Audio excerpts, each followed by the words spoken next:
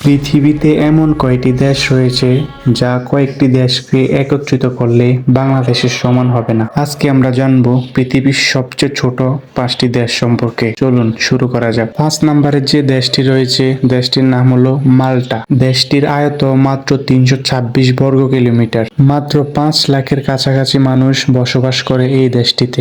বিশ্বের প্রায় সকল দেশ থেকে এই মাল্টা দেশে মানুষ পর্যটক করতে আসে। মাল্টা দেশের ওয়েদার এবং ভিউ অনেক সুন্দর। তারপর 4 নম্বরে রয়েছে লিচেনস্টাইন। বিশ্বের সবচেয়ে ছোট দেশগুলোর মধ্যে একটি হচ্ছে লিচেনস্টাইন। সুইজারল্যান্ডের পাশে এই দেশটি অবস্থিত।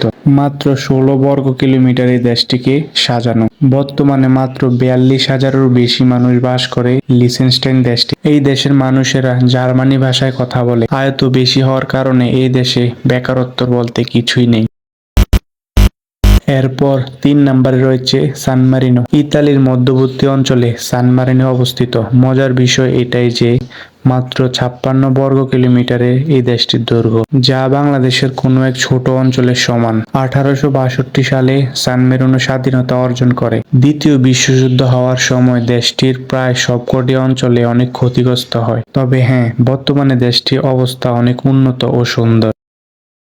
এরপর 2 নম্বরে রয়েছে মানাকো। বিশ্বের সবচেয়ে ছোট 5টি দেশটির মধ্যে 2 নম্বরে স্থান হয়েছে মানাকো। মাত্র 2 বর্গ কিলোমিটারের মধ্যে প্রায় 36,000 মানুষ বসবাস করে।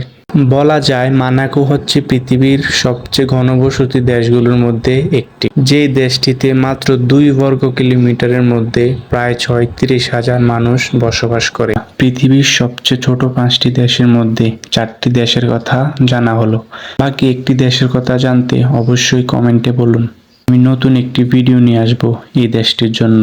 সবাই পাশে থাকুন। ধন্যবাদ।